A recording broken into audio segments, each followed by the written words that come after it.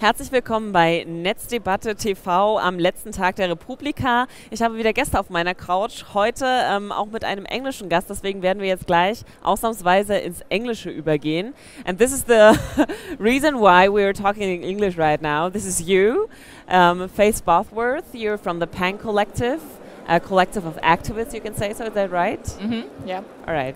And Jeanette Hofmann, she's an internet researcher am Internetforscherin für, Entschuldigung, Humboldt Institut für Internet und Gesellschaft. Very complicated. And yeah, very nice to meet you here at the conference. And may I talk to you first?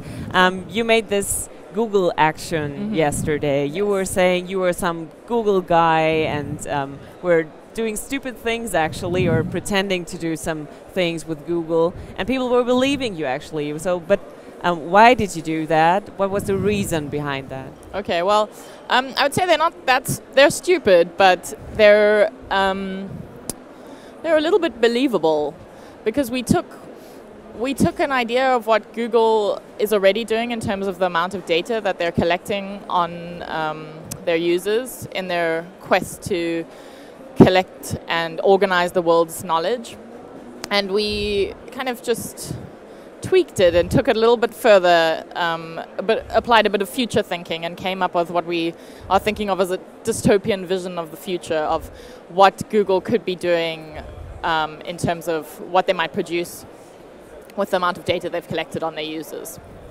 But what was your reason for doing that? So our reason for doing that was that we think there's a fundamental problem with this system where we are constantly exchanging all our very valuable data about ourselves, about our work, about our lives, in exchange for free services. And we feel like this is a problematic system, and we want to raise awareness about it. Jeanette, you were doing a session on internet governance, on the Net Mundial especially. And would an action like this be a good thing as well to make people aware of problems you were talking about at Net Mundial as well? For me, what is important is that civil society articulates itself in various forms about the internet and its development and the different options for it to develop further.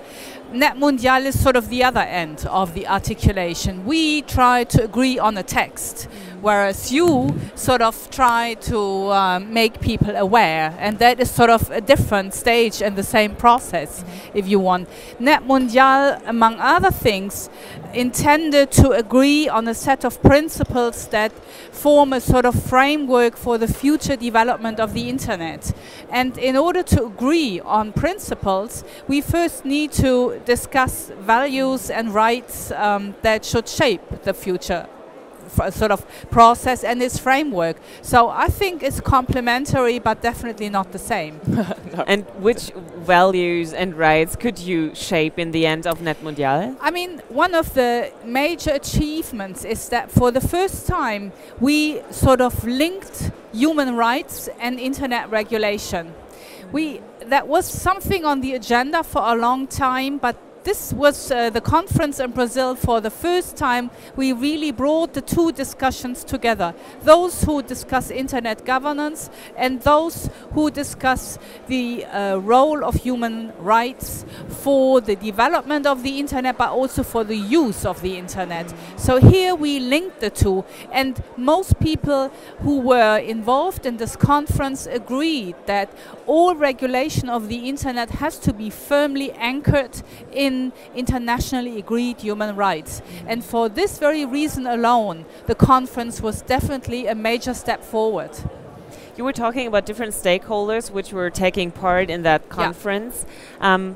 How well did that go actually? Because we already have like big players like Google, which you were criticizing as well, who are a big power on the internet as well. So how does that function that you have a lot of stakeholders wanting something? Can you find a solution when there are already those big players in the world out there? This is a very good question. this notion of multi-stakeholder approaches has been around for more than 10 years in the internet area. But so far, we only had conferences where they sort of meet and discuss. Governments, private sector, civil society, the technical community and academia. And this time, we were a bit more ambitious. And for the first time, we tried to agree on a text. And that had never been done before. And all those involved were actually quite nervous whether we would be able to achieve this. Because up to now, we always thought governments have procedures to agree on something, be it binding rules or recommendations. They have sort of established processes for doing this.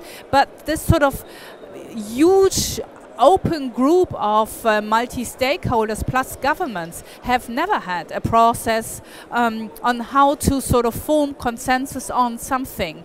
So that was the second major achievement, that we sort of invented, developed a process how to go about this. And this is what I presented here, how we actually did it. What would be the role of an activist when it comes to those kind of conferences? What would you do? I mean, I think an activist role is always just to ask questions and to keep the public and civil society engaged in issues, because it's really important that we need people who are working at the policy level. But we also need people who are taking what's happening in the policy space and taking what's happening in the space of technology companies as well, and translating that and making it, creating points of access for the public to engage in. All right, but when you have like big players like Google, do you think they still have this huge influence? They have an influence, yes, but is it as big as we think it is in the end? I would say yes. I would say they have an immense amount of influence, and that was a spider. And I think the thing is as well with the internet space, it's really difficult to regulate, and the policy is trying to move along and keep up. But these companies are really moving at a very rapid pace. Yeah. So it's like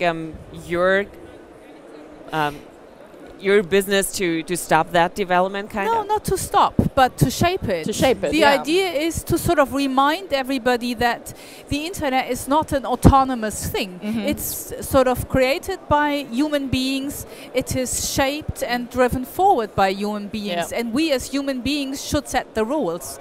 And for that, we first need to understand what's going on and who sort of does what. And then we need to sort of initiate a public debate. And you are sort of part of those who initiated the debate about that. And then the next step is to sort of agree on principles and rules. And then as another step, we need to sort of implement them, to operationalize and implement them. And this always goes on at the same time, because while we are all doing this, the internet is changing. Do you feel like the Net Mundial has had enough attention for the things they wanted to create? Because I felt like there was not a lot of media talking about the Net Mundial, actually. Yeah, I was a bit surprised, because traditionally Germany is a country, at least the press, we have a well-informed press, and usually they pay a lot of attention to such issues. Although the internet community as such is rather oriented inward. They very much focus on national laws and perhaps European regulation, but hardly ever beyond that. But this time even the German press didn't pay much attention. And I was actually quite surprised about that, because I thought it was really a historic event. Do you think we need more humoristic approaches like you do it as an activist to get those topics into the media as well? I mean, I think humor and creating spectacle and using visuals often, and trying to, take information and make it more popular, I guess, is a useful tactic for communicating all kinds of information to the public.